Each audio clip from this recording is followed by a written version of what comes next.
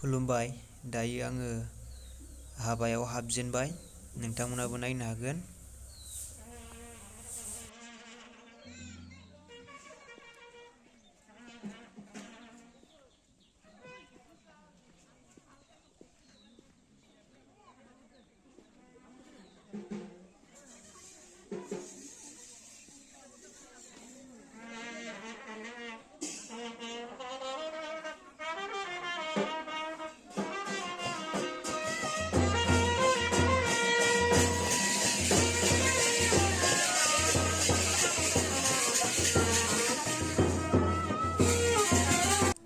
हौवा गोदान आरो हिन्जाव गोदानखौ न'निफ्राय गिर्जा न'सिम लांनो थाखाय हाबाथिलियाव गिर्जा खालामबाय।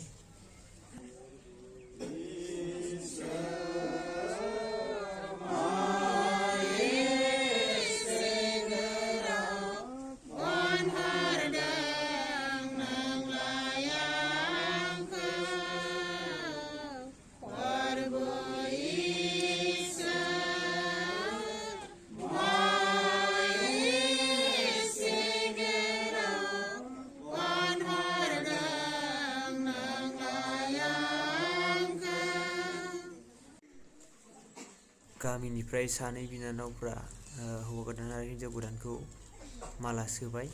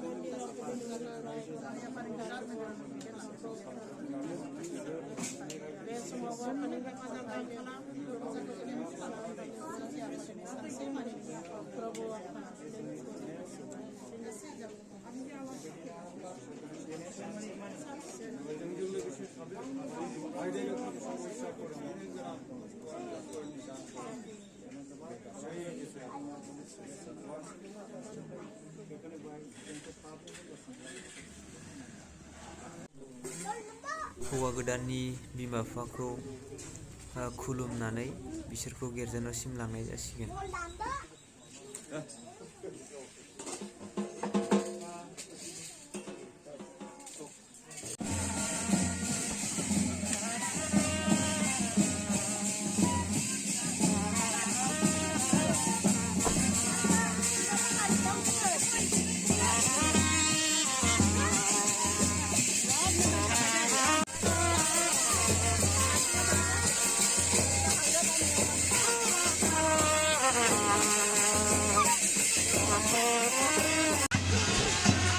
दायो गिर्जा न'नि लांगोना मोनफैबाय। बिसोरो गिर्जा न'सिम हाबसिगोन।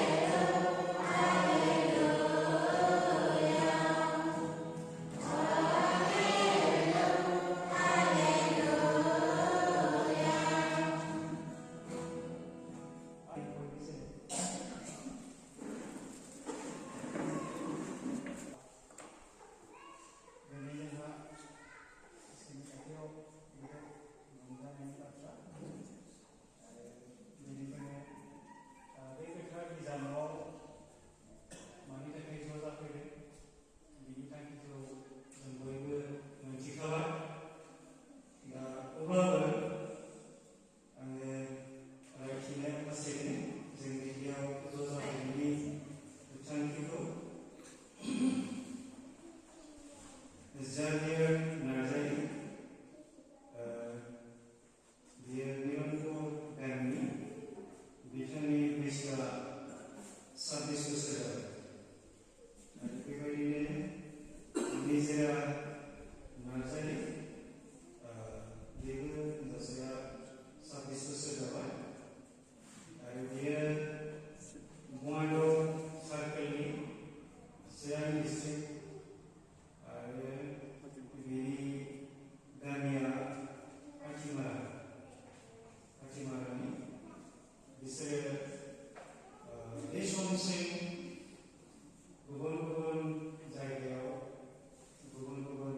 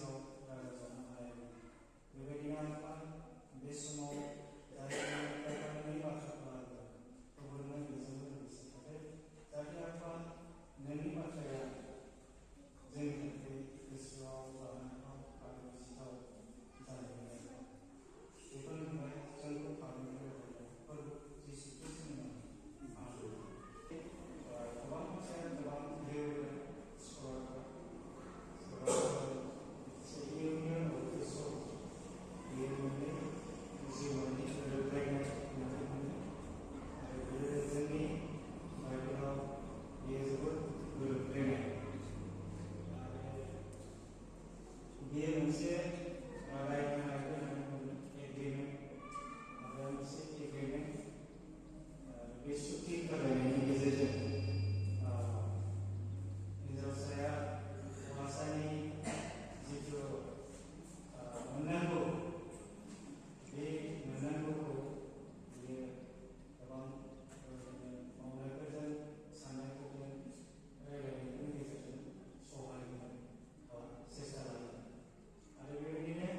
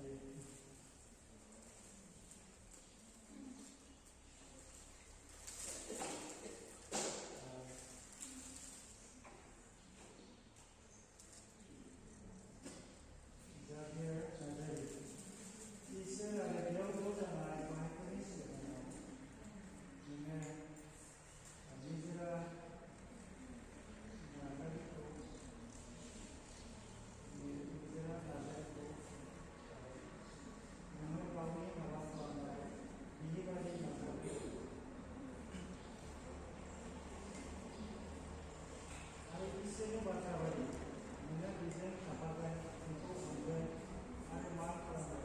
आरो नोंसोरो रंजाब्लाबो गाबब्लाबो नोंगौ खृष्टान फिसाय बायदि थैनाया नोंसोरखौ गुबुन गुबुन खालामनांगौमानि नोङो बेजों बेबायदिनो निजोरा आं नोंनोबो हास्थायदों। बे नोंनि खाथियाव गसंनाय जायखौ नोङो गावनि हाबा खालामनाय बिसाय बायदि नाजावगोन आरो इसोरनि बाथ्रा बायदि नोङो बेजों थाफागोन, बेखौ अनगोन आरो मान खालामगोन। नोंसोरो रंजाब्लाबो गाबब्लाबो नोंगौ खृष्टान बिहिबानि थैनाया नोंसोरखौ गुबुन गुबुन खालामनांगौमानि नोङो बेजों लोगोसे थागोन। बे सिमां लानायनि उनाव नोंसोरो आखाइ खालामगोन।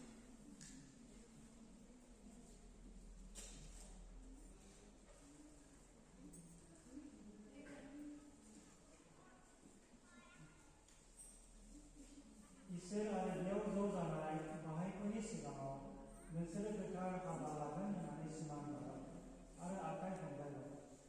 बेनिखायनो इसोरनि दौरि जानानै आङो दानो फोथायो नोंसोरो इसोर आरो मानसिफोरनि सिगाङाव नोंगौ खृष्टान बिसाय जाबाय होननानै। इसोर बिफा, बिसा आरो गोथार जोंनि मुङाव आं।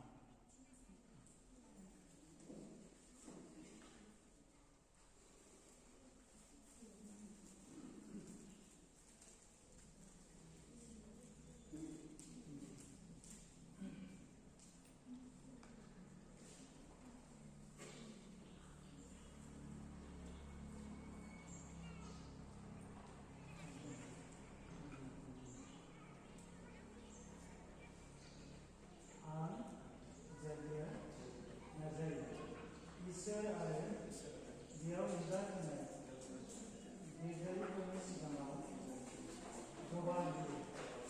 दिनैनिफ्राय आं नों निजोरा नाजारिखौ थैनाया गुबुन गुबुन खालामनांगौमानि आंनि बिहि होननानै नाजावनानै लाबाय।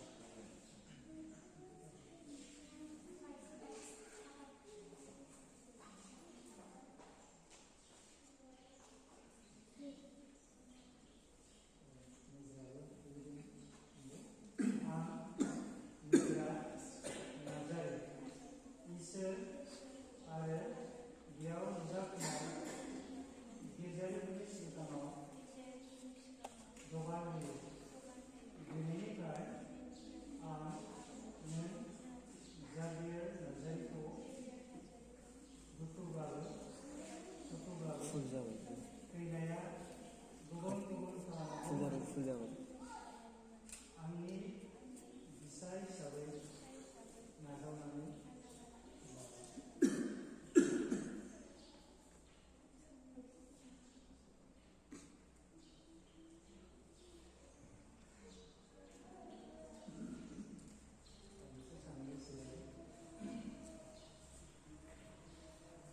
गोथार हाबानि सोमोन्दै बाइबेलनि बाथ्राफोरखौ नोंसोरो खोनासंदो। जोंनि प्रभु जिसु ख्रीष्टआ बेबायदि बुंदों, नोंसोरो फरायाखै? गारजाया जाजेननायावनो हौवा आरो हिनजावखौ दादोंमोन आरो बियो बुंदोंमोन, बेनिखायनो मानसिया गावनि बिमा बिफाखौ नागारनानै गावनि बिसिजों लोगोसे थागोन आरो बिसोर सानैबो बेदर दरसे जागोन। बिसोर सानै नंबावा, बबेखानि बिसोर बेदर दरसे।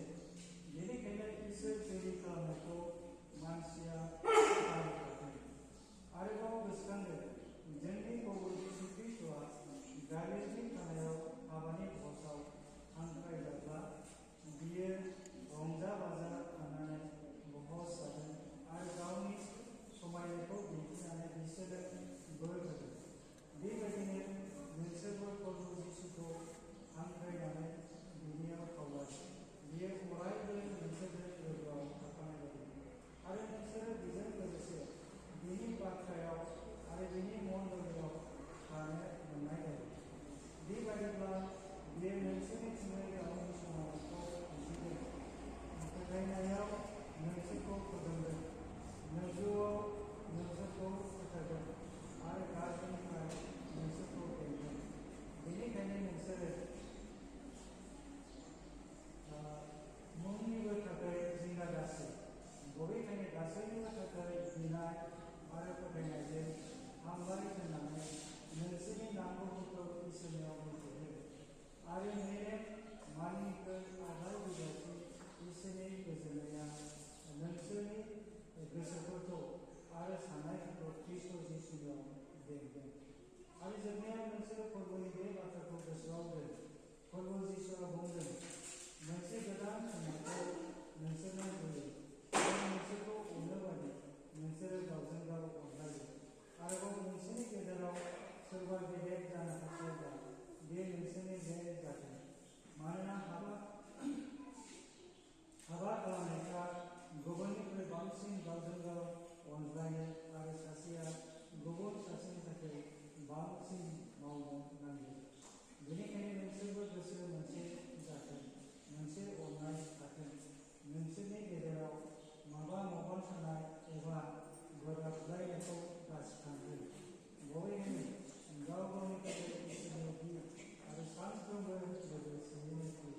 नोंसोरो गावजों गाव हेफाजाब होज्लाय आरो बेबादिनो ख्रीष्टनि आयेनफोरखौ जाफुंहो। फोथायथावै आरो गोसो होनानै हानि नांगौ मुवाफोरनि थाखाय मावनायाव हेफाजाब होज्लाय आरो बबेया नोंसोरनि थाखाय मावनो गोनां बिबान बेखौ माव। बबेखानि बांसिन जोबनो गैयै गोथाङाव थाबायनो थाखाय हेफाजाब होजानो आरो सुंजानो गोसो हो। बबेखानि गोजोननायनि इसोरा गावनो नोंसोरखौ फोथारजोबथों आरो नोंसोरनि जिउ आरो गोसो आरो मोदोमा जोंनि प्रभु जिसु ख्रीष्टनि फैफिननायाव एरजाथावै जासे बेंजाथों। गासैबो इसोरनि बाथ्रा आरो बिनायजों गोथार खालामो। बेनिखायनो दानो नोंसोरनि थाखायबो जोङो इसोरनियाव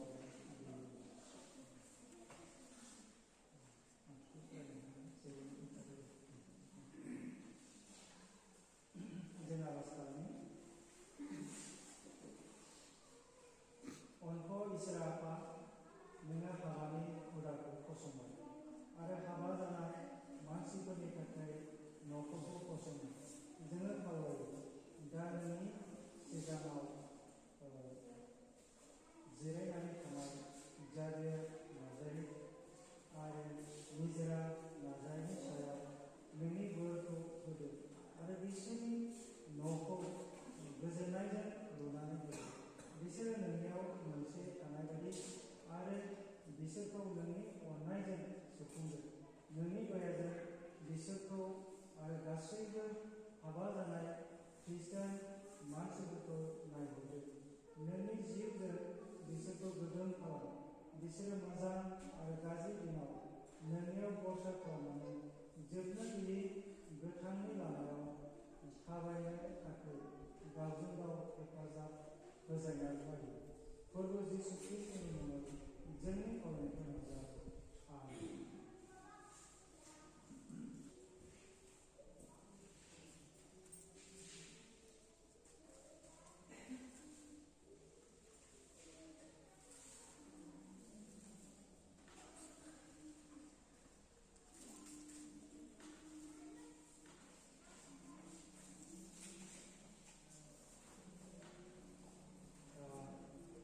जों बयबो गसंनो दे।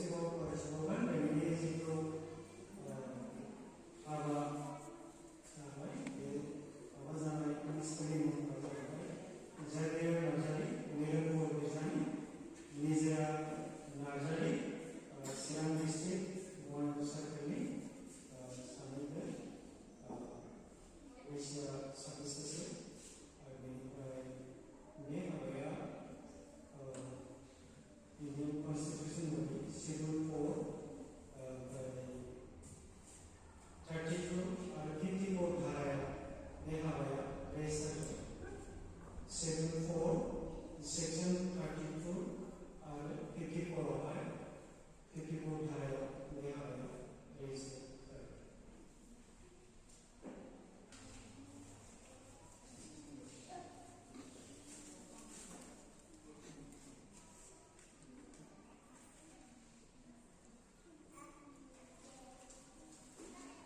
बे समावहाय माबाफोर फरायथिनो गोनां बिषय दंबा फरायथिनो थाखाय सम जोंनि बे गोदान जुलिनि समाव जोंनि बे मिलनफोरनि दिवसखौ थांनाय बिमा-बिफाफोरा आरो फिसाफोर गासैखौबो आं गायजेनो आरो नाजालायो। दानो आङो बेखौनो न'खरनि जानानै मिथिनो सानो जे दानो गोदान जुलि जोबखांनानै जोङो ओंखारलांगोन आरो जोङो मोनसे बस आयोजन खालामगोन बेयाव बयबो जों बाहागो लायो आरो प्रग्रामखौ मोजाङै जाफुंसार होनानै आङो आसा खालामो बेखौनो मिथिसारनाय आरो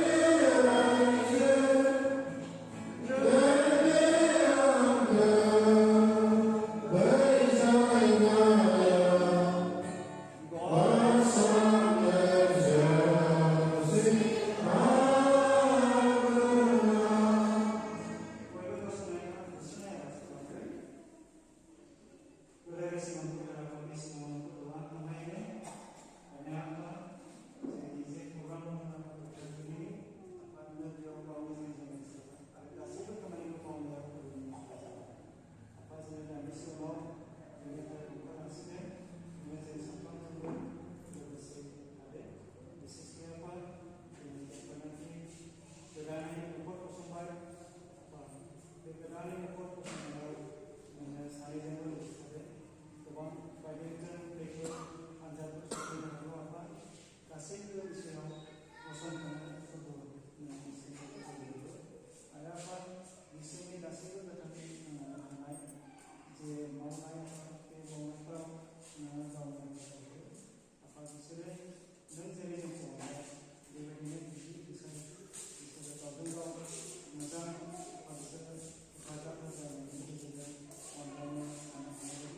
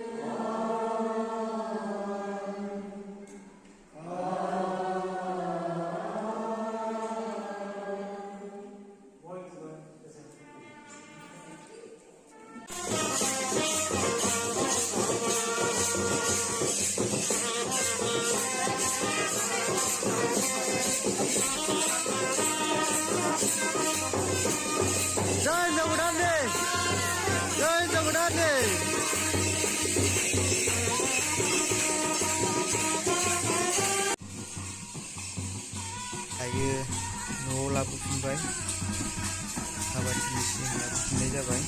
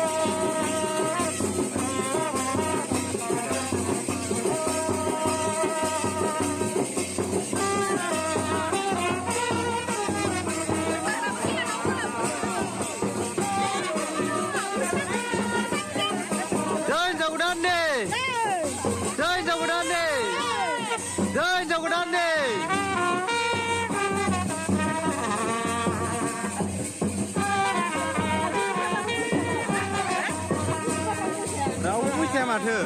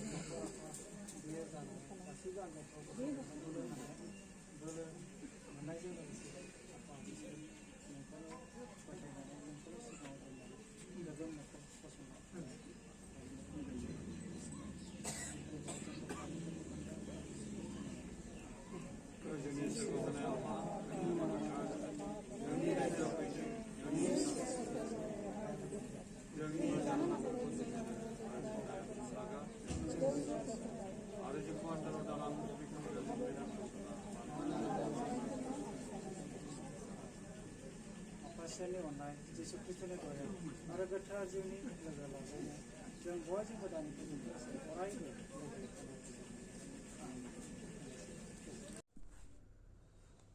खुलुमबाय नोंथांमोन बयखौबो आंनि इउटिउब चेनेलाव बरायग्रोनाय जाबाय आरो लोगोसे हामबाय होनदों बे आंनि बर' ख्रिस्टियान NELC नि हाबा होनायनि भिडिअखौ नायनायनि थाखाय आरो आं निमाहा बिदों माखासे भिडिअखौ आङो होनो हायासै माखासे जाहोननि थाखाय माने हौवा गोदाना आथिं लोंग्रा जादोंमोन बेनिखायनो गिर्जानाव गिदिंनाय दङमोन बे गिर्जानाव गिदिंनायखौ होनो हायासै हौवा गोदाना माने खामानि मावनायावहाय अन्थायाव सौदुनानै आथिं लेंग्रा जादों माने आथिंनि हाराया गावस्रिदों बेनिखायनो गिर्जानाव गिदिंनायखौ हाबायावहाय गिदिंनो हायाखै, बेनिखायनो आं बे भिडिअखौ सोदेरनो हायासै।